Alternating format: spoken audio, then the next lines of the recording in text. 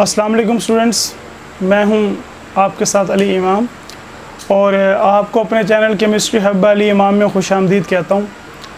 आज हम अपना चैप्टर नंबर 7 सेकंड ईयर का छठा लेक्चर स्टडी करने जा रहे हैं, जो कि क्लासिफिकेशन ऑफ ऑर्गेनिक कंपाउंड के बारे में है।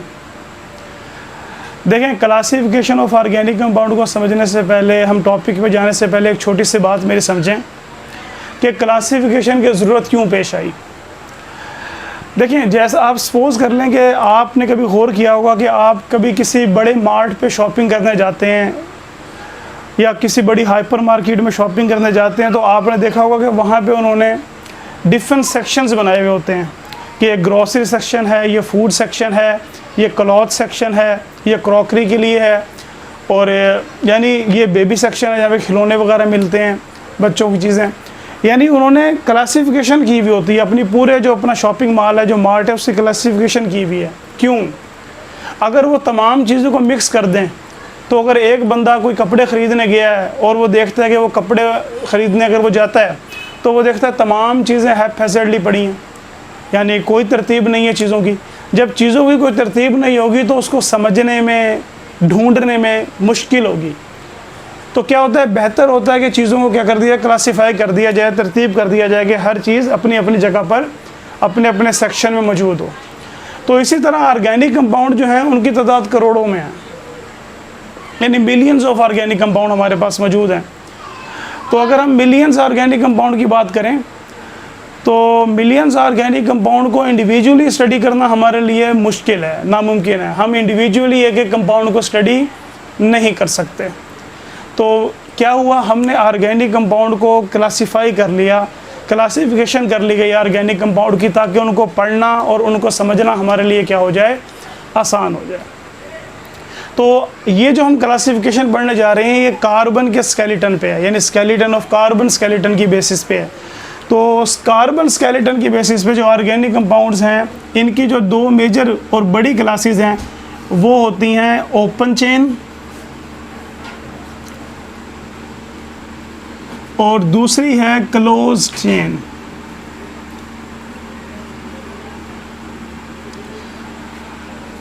देखें, ओपन चेन को हम ए साइक्लिक भी कहते हैं। शुरू में ए का आ जाने का मतलब ये है कि नफ़ी हो रही है, ए साइक्लिक, साइकिल ना हो, रिंग ना हो, हम इसको ए साइक्लिक भी कहते हैं। अच्छा, इनको हम एलिफेटिक भी कह देते हैं, ठीक है। तो ओपन चेन जो है सबसे पहले, और जो क्लोज चेन है उसको हम साइक्लिक भी कहते हैं। क्या नाम देते हैं? साइक्लिक का नाम देते हैं। अब ओपन चेन होते कौन से हैं? देखें, ओपन चेन ऑर्गेनिक कंपाउंड, हम सबसे पहले ओपन चेन की बात कर रहे हैं। ऐसे ऑर्गेनिक कंपाउंड होते हैं, open chain organic compound are those organic compound which contain open chain of carbon. यानी हम इनको इस तरह डिफाइन करते हैं, the compounds which contain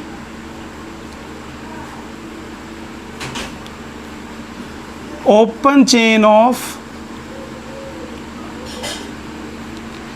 carbon. जो कार्बन की ओपन चेन रखते हैं हम उनको क्या बोलते हैं? ओपन चेन बोलते हैं। मिसाल के तौर पर अगर मैं एग्जांपल की बात करूं तो इनकी एग्जांपल मेरे पास CH3, CH2, CH3, इसको हम कहते हैं normal propane. CH3, CH2, CH2, CH3, इसको हम कहते हैं नॉर्मल ब्यूटेन।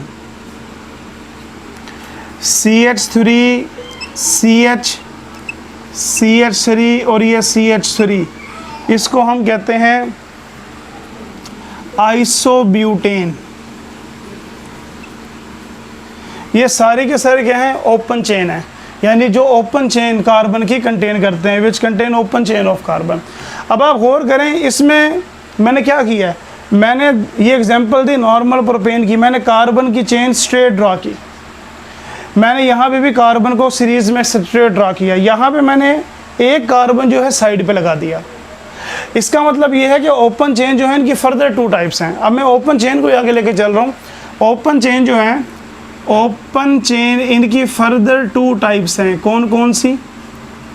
नंबर 1 हम इन्हें कहते हैं ओपन चेन की स्ट्रेट चेन, और दूसरी को हम कहते हैं branched chain. Straight chain and branch chain. हम सबसे पहले बात करते हैं स्ट्रेट चेन की। स्ट्रेट चेन को हम कैसे डिफाइन करते हैं? हम कहते हैं जो स्ट्रेट चेन ऑर्गेनिक कंपाउंड होते हैं वो ऐसे ऑर्गेनिक कंपाउंड होते हैं जिनमें पहली और आखिरी कार्बन का कोई लिंक नहीं होता।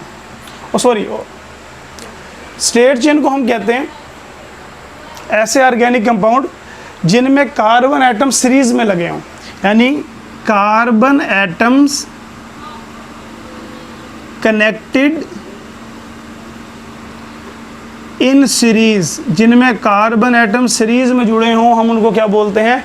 ओपन चेन बोलते हैं। अब ये नॉर्मल प्रोपेन और नॉर्मल ब्यूटेन जो है ये ओपन चेन की एग्जांपल्स हैं।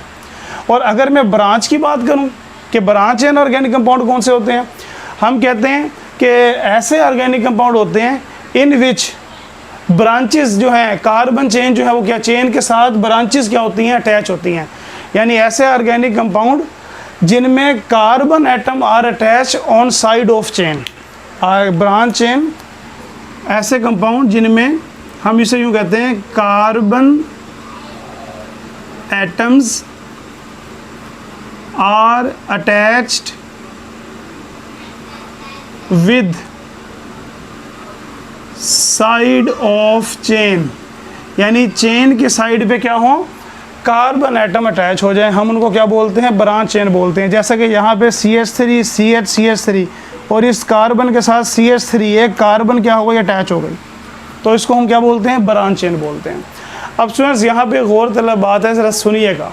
देखिए मैं इसका ना एक स्ट्रक्चर ड्रा कर रहा हूँ प्रोपेन का। कार्बन, ये हाइड्रोजन, ये hydrogen, hydrogen, carbon, hydrogen, hydrogen, hydrogen, hydrogen, hydrogen, ये मेरे पास प्रोपेन का स्ट्रक्चर आ गया। अब इसी तरह मैं एक आइसोब्यूटेन का स्ट्रक्चर ड्रा कर रहा हूँ, इसको मैं ओपन करके ड्रा करना चाह रहा हूँ समझाने के लिए। CH3, ये H, हाइड्रोजन। अब आप देखें फ़र्क क्या हुआ है जी, यहाँ पे एक हाइड्रोजन की जगह ये वाला मिथाइल ग्रुप आ गया है, कार्बन आ गई है, यानी ये कार्बन अटैच हो गई है। अगर इसको भी मैं ओपन करके लिखूँ तो ये इस तरीके से लिखा जाएगा कि कार्बन, यहाँ हाइड्रोजन, हाइड्रोजन और ये हाइड्रोजन। तो आपका सहन में सवाल ही आना चाहिए कि ये हाइड्रोजन भी तो साइड पे ही अटैच है चेन के, ये चेन के साथ चेन में तो नहीं है। हम इनको ब्रांच चेन नहीं कह रहे, इनको ब्रांच चेन कह रहे हैं। देखें डेफिनेशन पे गौर करें, if carbon atoms are attach with side of chain, अगर carbon atom side of chain के साथ अटैच हो तो वो ब्रांच चेन कहलाएगा, अदरवाइज वो ब्रांच चेन नहीं कहलाएगा। यानी ब्रांच होने के लिए कार्बन एटम का साइड चेन पे साथ अटैच होना ज़रूरी है, हाइड्रोजन एटम का नहीं। अगर कार्बन एटम अटैच हो जाए ऑन साइड ऑफ चेन तो हम उसे क्या कहते हैं? ब्रांच चेन कहते हैं। उम्मीद है यहाँ तक आपको समझ में आ गई होगी। अब हम नेक्स्ट बात करते हैं क्लोज चेन की, कि क्लोज चेन ऑर्गेनिक कंपाउंड कौन से होते हैं। देखें जो क्लोज चेन है उनको हम साइक्लिक भी बोलते हैं, हम कहते हैं क्लोज्ड चेन या साइक्लिक भी इनको हम कहते हैं। इनकी 2 टाइप्स हैं, कौन कौन सी? इनको हम होमोसाइक्लिक भी कहते हैं और हेट्रोसाइक्लिक भी कहते हैं। सबसे पहले हम बात करते हैं होमोसाइक्लिक की। देखें होमो का लफ्ज़ी मतलब होता है, आपको पता है, सेम, और साइक्लिक का मतलब है रिंग, साइकिल। तो अगर साइकिल सेम एटम का बना हुआ हो तो हम उसे क्या बोलते हैं? होमोसाइक्लिक बोलते हैं। क्या बोलते हैं? होमोसाइक्लिक। अगर साइकिल सेम एटम का बना हुआ हो तो हम उसे क्या कहते हैं? होमोसाइक्लिक। हम कहते हैं इफ, यानी if ring consist same kind of atom,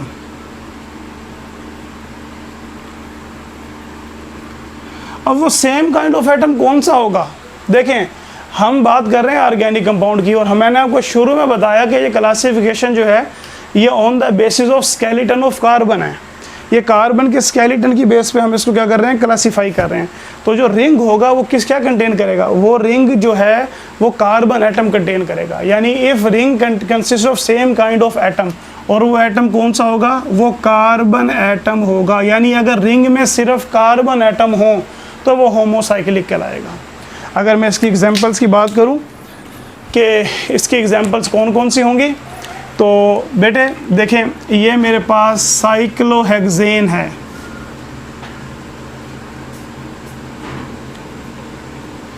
ये मेरे पास साइक्लोप्रोपेन है,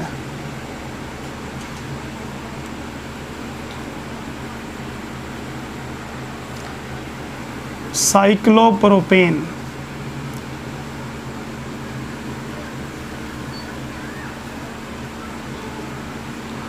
साइक्लोब्यूटेन,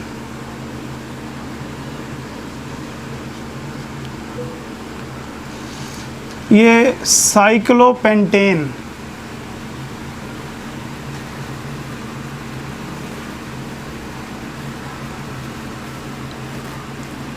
ये सारी के सारी एग्जांपल जो हैं ये होमोसाइक्लिक की हैं।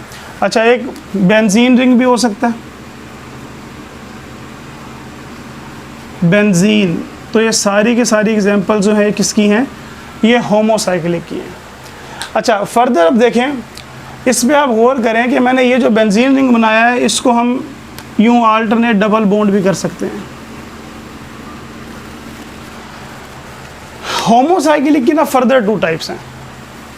मसलन कौन कौन सी हैं, होमोसाइक्लिक को हम फर्दर क्लासिफाई करते हैं, यानी होमोसाइक्लिक को फर्दर हम क्लासिफाई करते हैं नंबर 1 एलिसाइक्लिक, और दूसरा है aromatic. Alicyclic and aromatic. Alicyclic कौन से होते हैं, देखिए एलिसाइक्लिक कंपाउंड ऐसे कंपाउंड होते हैं विच कंटेन रिंग ऑफ 3 और मोर कार्बन। यानी एलिसाइक्लिक में जो नंबर ऑफ कार्बन होंगे ना, नंबर ऑफ कार्बन वो होंगे 3 और मोर, 3 और more, and resemble with aliphatic hydrocarbon. और वो एलिफेटिक हाइड्रोकार्बन से क्या करें, रिजेंबलेंस करें। एलिफेटिक कौन से होते हैं, जैसे हमने शुरू में ओपन चेन के बारे में पढ़ा। मसलन अब ये सारे क्या हैं, ये एलिसाइक्लिक हैं जिनके ऊपर मैंने टिक किया है। Cyclohexane, cyclopropane, cyclobutane and cyclopentane, ये सारे के सारे क्या हैं, ये एलिसाइक्लिक हैं। एलिसाइक्लिक का जनरल फार्मूला होता है CnH2n। ये सारे के सारे क्या हैं, एलिसाइक्लिक हैं। यानी कम से कम कार्बन 3 होंगी और ज़्यादा से ज़्यादा भी हो सकती हैं, 4, 5, 6, 7। अब 3 कार्बन होने की कंडीशन क्यों है, देखें 3 कार्बन होने की कंडीशन इसलिए है कि अगर 3 कार्बन नहीं होंगी तो रिंग नहीं बनेगा। रिंग बनाने के लिए 3 कार्बन का होना बड़ा ज़रूरी है। इसलिए जो है यहाँ पे कंडीशन लग गई 3 और more than 3 carbon and resembles with aliphatic. Aliphatic से मुराद है अल्केन, अल्कीन एंड अल्काइन। तो ये कंडीशन है कि एलिफेटिक से रिजेंबलेंस रखे, क्योंकि कुछ होमोसाइक्लिक एरोमेटिक भी होते हैं जिनके बारे में हम पढ़ने जा रहे हैं। तो एरोमेटिक कौन से होते हैं, एरोमेटिक ऐसे होते हैं विच कंटेन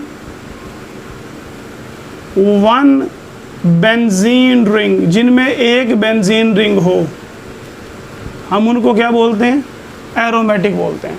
अब जो एरोमेटिक होंगे ना, दोनों ही होमोसाइक्लिक हैं, लेकिन जो एरोमेटिक होंगे होमोसाइक्लिक, उनमें कम से कम जो कार्बन है वो कितने होंगे, 6। क्योंकि बेंजीन में कार्बन की तादाद कितनी होती है, C6H6, 6 कार्बन होती हैं।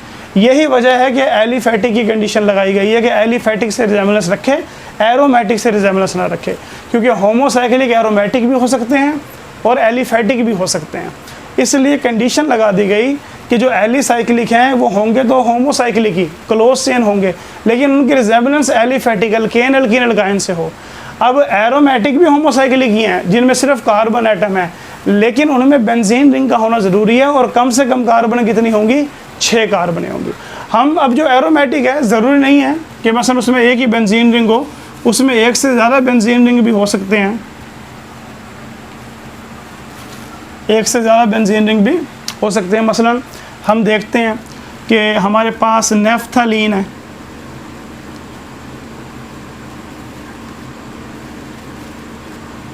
नेफ्थलीन, हमारे पास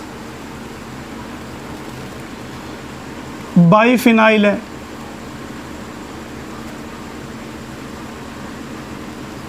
हमारे पास बाईफिनाइल है, हमारे पास बाईफिनाइल, हमारे पास एंथ्रासीन है,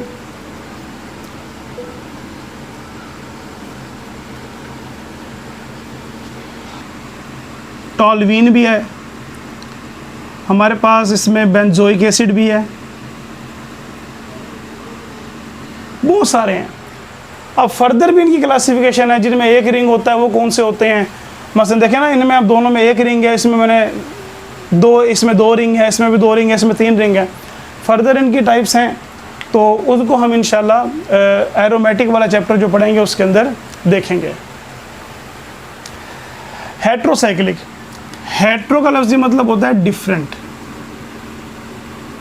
तो साइकिल रिंग, अगर रिंग कंसिस्ट करे डिफरेंट काइंड्स ऑफ एटम को,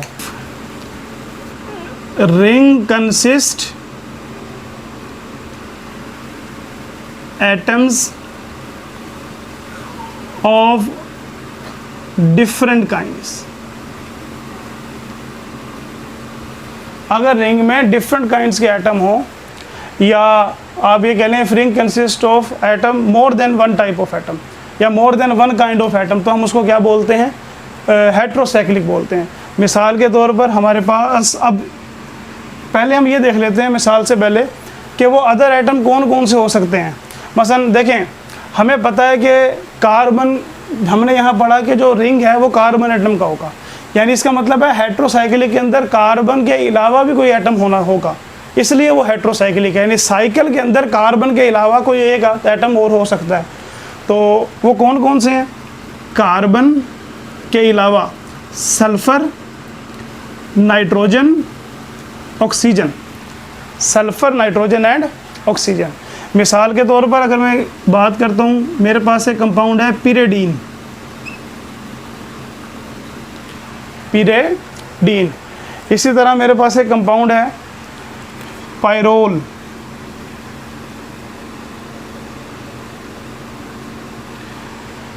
पायरोल N और यहाँ पर H, थायोफीन, थायोफीन में क्या होगा, सल्फर होगा।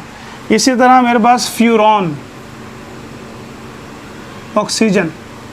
तो हम इसको एग्जांपल दे लेते हैं, और सॉरी नाम लिख लेते हैं। ये पिरिडीन है,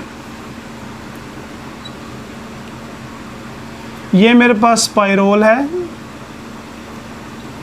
ये मेरे पास थायोफीन है, और ये फ्यूरॉन है। तो ये था हमारा topic classification of organic compound, और क्लासिफिकेशन ऑफ ऑर्गेनिक कंपाउंड हमारा मुकम्मल हुआ।